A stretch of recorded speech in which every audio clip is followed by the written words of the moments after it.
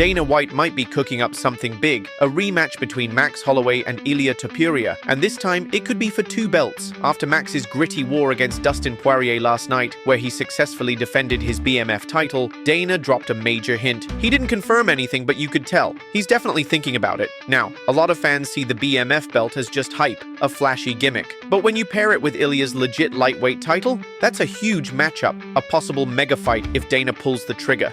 As always, Dana didn't spill too many details, but he did make one thing clear: he's very interested. That said, his update on Jon Jones wasn't what fans were hoping for, not even close. Speaking after the event, Dana opened up about Jones and, man, it hit hard. He said flat out he doesn't trust Jon anymore when it comes to big, important moments. And honestly, you can't really blame him.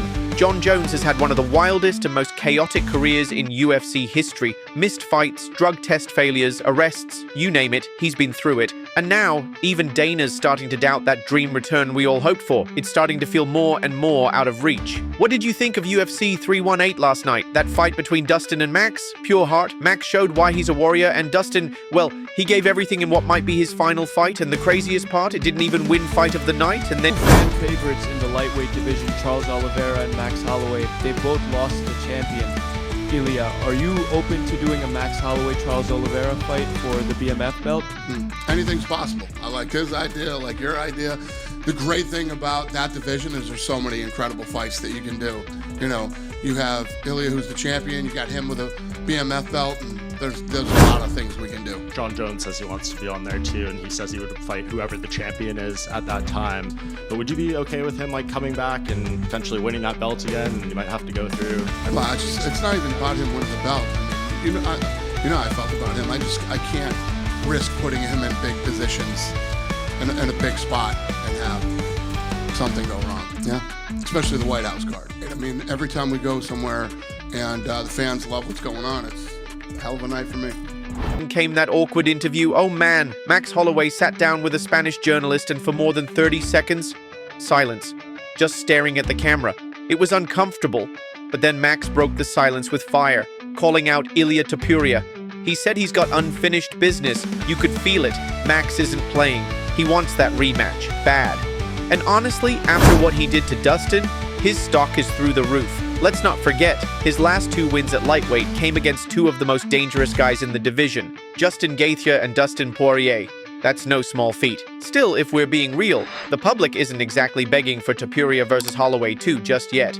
The hype seems louder for other matchups. Ilia versus Paddy Pimblett would explode with star power. And then there's Arman Tsarukyan, a technical beast that would make for a true test of skill. And of course, we can't ignore the Islam Makhachev fight. That one is inevitable. Dana's mentioned it more than once. It's coming. It's just a matter of time. By the way, who do you have in that fight? Islam versus Ilia? Drop your picks in the comments. Now let's take a closer look at that painfully awkward interview.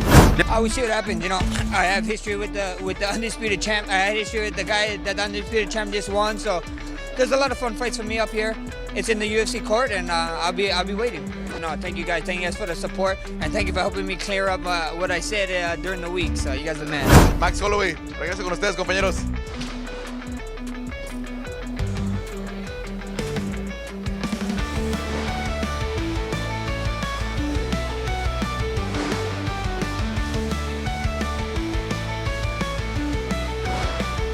Yeah, our colleagues from the desk said. For sure, for do what he did to me, the first man to do it, of course I want revenge. Ilia es el único que lo ha noqueado y por supuesto que quiere una revancha. Now let's talk about Paulo Costa, because he looked like a whole different animal at UFC 318. Facing Roman Kopylov, Costa turned back the clock. He looked like the Paulo of old, aggressive, powerful, putting on a show. He came out swinging and didn't let up. Yeah, he slowed down in the third and caught a few clean shots, but by then it didn't matter. He had already done enough to win convincingly.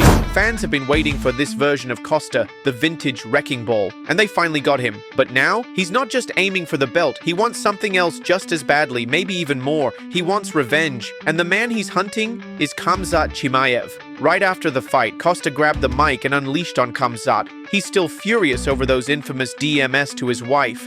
And he made it loud and clear. He's coming for him. I'm back, motherfuckers. And go make a change. You can hide as much as you want.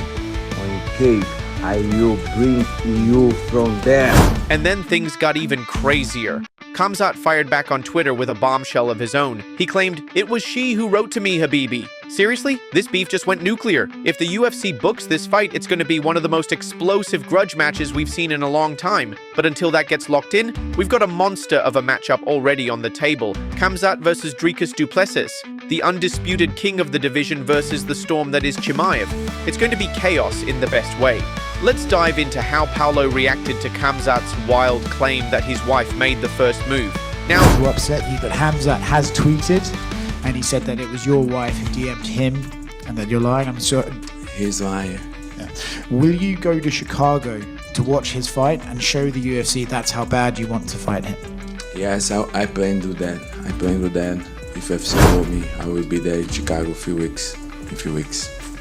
And my confidence, I need to work, more on that, because this is the very first fight after these 2 losses. I gotta regain the confidence. I was more conservative, for sure. Let's get back to Jon Jones, because he finally responded after Dana White shut down his big comeback hopes. At the post-fight press conference, Dana was blunt. Jones won't be on that historic White House card, despite Jones expressing real interest. You could tell Jon was hurt. The next morning, Jon posted a statement on Twitter. He admitted he was disappointed, but he's not giving up. He said he's still in the UFC's drug testing pool, still training, still staying ready. He made it clear this fight meant something deeper to him, more than belts, more than money. He said, "I heard the comments made at last night's press conference. While I was a little disappointed, I'm still in the UFC's drug testing pool, staying sharp and continuing to train like a professional. I'll be ready for whatever comes next." Then he added something powerful. He said the chance to fight at the White House gave him a why, a real purpose, something bigger than himself. "Fighting for my country gives me a greater purpose," he said. "So for now, I'll keep grinding, stay patient, and stay faithful. I'm ready to fight on July 4th. But the big question still remains, who's going to be holding the heavyweight title by next July 4th? Right now, Tom Aspinall is the favorite to become the next undisputed champ. He's been dominant, but his rumored fight with Cyril Gane? That's no easy night at the office. Sure, Cyril doesn't have the wrestling chops to match someone like Aspinall on the ground, but on the feet, that's where it gets tricky. Gane is slick, fast. He moves like a middleweight and strikes like a sniper. If the fight stays standing, he could seriously test Aspinall. It's not official yet, but all signs are pointing to that matchup being next. And honestly, there's no better option right now. This sport we love, it's wild, it's raw, it's unpredictable. One night, a legend gets written off. The next, he's back in the headlines chasing greatness again. Whether it's Max chasing redemption, Costa fueling a personal war, or Jon Jones holding on to hope, every fighter has something deeper driving them. The octagon isn't just a cage, it's where stories are told, legacies are tested, and sometimes dreams get crushed. But as fans, we show up every time. We ride the highs, feel the heartbreak, and celebrate the chaos. So no matter who your favorite is, one thing's for sure, this ride isn't slowing down. Make sure to drop your thoughts in the comments, hit that like button if you felt the energy, and subscribe so you don't miss the next twist in this wild MMA journey. We'll see you in the next one. Stay sharp, stay tuned, and as always, respect the fight.